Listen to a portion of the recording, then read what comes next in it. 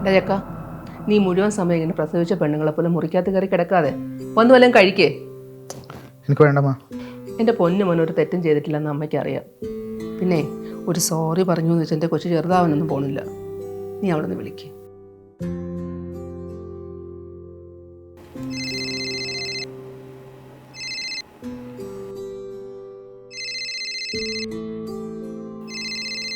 ഓ എടി, ആ കോളൊന്ന് എടുക്കുവോ? എത്ര നേരം അതിരുന്ന് റിങ് ചെയ്യുന്നു. ഇത്ര ദിവസം എനിക്ക് കുറച്ച് സമാധാനം ഉണ്ടായിരുന്നു. അപ്പോൾ വീണ്ടും ഓരോന്ന് പറഞ്ഞ് പഴയ പോലെ അവൻ വിളിച്ചുകൊണ്ടിരിക്കുക. നിന്നോടൊന്നും പറഞ്ഞിട്ട് ഒരു കാര്യമില്ല. എടി, ഇങ്ങനെ ഒരാളുടെ ഒപ്പമാണോ നിന്റെ എൻറ്റയർ ലൈഫ് നീ ഷെയർ ചെയ്യാൻ പോകുന്നത്? ജീവിതകാലം മുഴുവൻ നീ ഇങ്ങനെ പേടിച്ച് ജീവിക്കുമോ? അവന് സംശയമാണ്, വേറൊന്നും അല്ല. എടി, അവൻ്റെ ഈ ഓവർ പോസീവ് സൈഡ് മാറ്റി വെച്ച് കഴിഞ്ഞാൽ അവന് വേറെ നല്ലൊരു സൈഡും കൂടെ ഉണ്ട്. അത് മറ്റാരെക്കാളും നന്നായി എനിക്കറിയാം. എന്നാ പിന്നെ നീ ആലോചിച്ചൊരു ഡിസിഷൻ എടുക്കാം. അല്ലാതെ ഇപ്പം ഞാനെന്ത് പറയാം.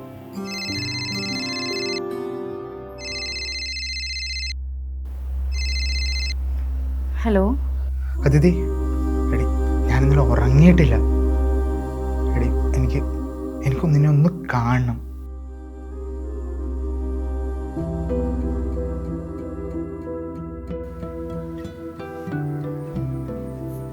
എടി നീ പോയ പിന്നെ എൻ്റെ ലൈഫ് സ്റ്റക്കാണ്.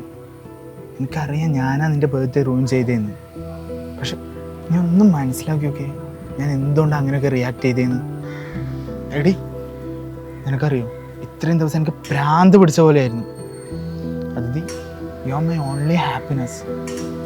അതുകൂടെ പോയ പിന്നെ എനിക്കെൻ്റെ ലൈഫിൻ്റെ കൺട്രോൾ പോകും. ഇനി നമ്മുടെ ഇടയിൽ വഴക്കൊന്നും വേണ്ട കേട്ടോ. എടി അതിന് നീ ഒന്ന് താഴ്ന്നതാ. നീ ഒന്ന് കണ്ടറിഞ്ഞ് നിന്നാൽ തീരാവുന്ന പ്രശ്നങ്ങൾ നമുക്കിടയിലില്ല. നിനക്ക് വേണ്ടി വാങ്ങിച്ചതാ. അന്ന് പിന്നെ നീ കാരണം തരാൻ പറ്റില്ല. Belated birthday wishes, my girl. Sorry.